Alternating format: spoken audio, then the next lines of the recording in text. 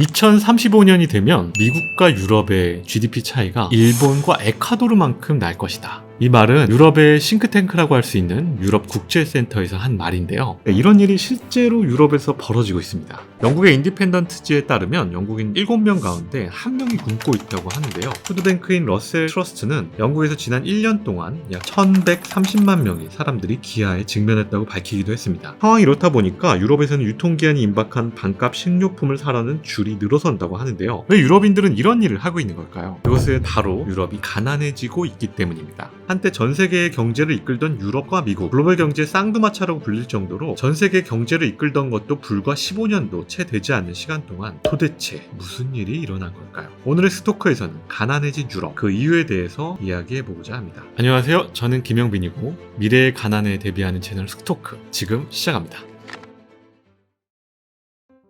최근 월스트리트 저널은 유럽이 가난해지고 있다라는 제목의 기사를 통해 지난 15년간 유로존 경제 규모가 미국의 절반 수준으로 쪼그라들었다고 지적했는데요. 실제로 IMF의 통계를 보면 올해 미국의 GDP는 26조 8,500억 달러에 달한 반면 유로존에서 유로를 쓰는 나라들의 GDP는 15조 700억 달러에 불과했다고 합니다. 심지어 이는 EU를 탈퇴한 영국의 GDP 3조 달러를 합쳐도 미국과 비교하기엔 한참 부족하죠. 그런데 불과 2008년만 해도 미국과 유로존의 GDP는 비슷했다는 사실을 알고 계시나요? 2008년 당시에는 유로존이 14조 2,200억 달러, 미국은 14조 7,700억 달러로 두 지역의 경제 규모는 거의 동일했죠. 그러나 15년이란 세월이 지난 지금 그 격차는 어마무시하게 바뀌었습니다. 미국이 15년 동안 무려 82%가 넘게 성장할 때 유럽은 고작 6%밖에 성장을 못한 겁니다. 물론 최근 달러가 강세를 이어가고 있다는 점을 고려해야 하지만 그럼에도 너무나도 차이가 나고 있는 거죠.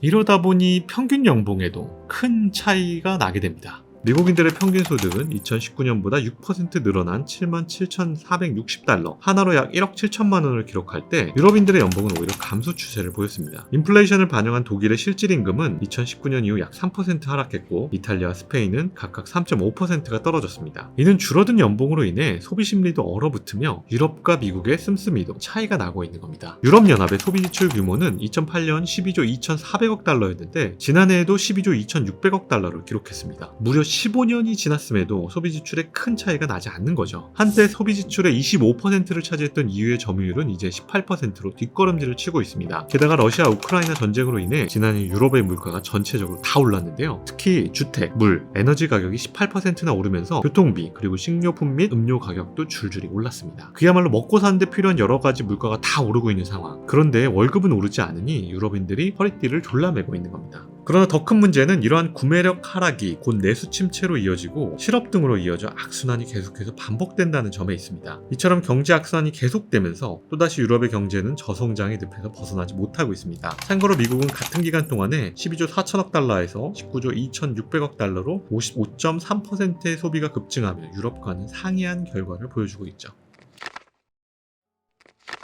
한때는 다 잘 나갔던 미국과 유럽 두 지역의 격차가 왜 이렇게까지 벌어지게 된 걸까요? 그 핵심은 바로 경제 구조에 있습니다. 사실 미국에서는 빅테크 기업과 같은 혁신 기업들이 끊임없이 나타나고 있습니다. 미국에서는 다양한 기업들이 탄생하고 또 도전하면서 계속해서 부와 새로운 혁신을 만들어내고 있죠. 그런데 유럽을 잘 생각해보면 조금 다릅니다. 여전히 예전에 잘 나갔던 기업들이 지금도 잘 나가는 상황이죠.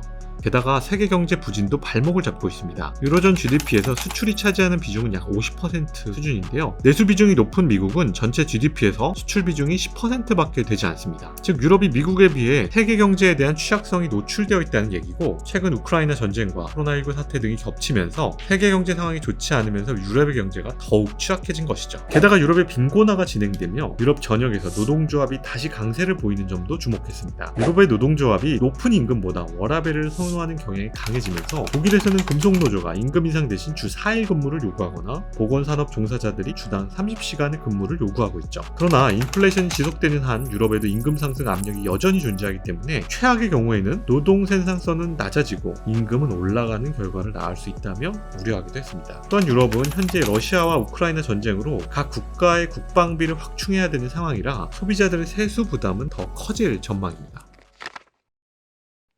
자, 우리는 이러한 사태를 보면서 어떠한 점을 배울 수 있을까요? 분명 2023년 지금 미국 경제가 세계 경제 혁신을 주도하면서 빅테크 산업이 도약을 하고 있는 것에 비해서 유럽 경제가 정체되어 있는 것만은 분명한 것 같습니다. 영국의 상황을 잘 살펴보면 기성세대들이 자신들의 부를 유지하기 위해서 무리한 경제 정책을 썼고 그 과정에서 자신들의 부동산 가격을 올리고 주가를 올리는 데 집중했습니다. 일시적으로는 도움이 됐을지도 모르지만 결국에는 청년 세대의 부의 기반이 무너졌고 그 과정에서 소비의 미래 기반이 무너지다 보니 영국 경제가 이렇게까지 어려워졌다고 월스트리트는 보고 있습니다. 이처럼 저는 미래의 경제를 예측하는 것은 개인이 쉽게 할 수 있는 일은 정말 아닌 것 같다는 생각이 듭니다. 2008년 당시만 하더라도 미국은 경제 위기를 맞이하고 있었고 유럽이 다시 뜰 수도 있을 것만 같았습니다. 하지만 15년이 지난 지금 2배가 넘는 GDP 차이를 보이면서 두 지역의 경제 구조는 상이하게 달라졌습니다. 앞으로 15년은 어떻게 달라질까요? 저는 그 15년을 우리가 타이밍을 맞추거나 예측하긴 정말 쉽지 않다고 생각이 듭니다. 그렇게 항상 꾸준하게 투자 시장에 머물러서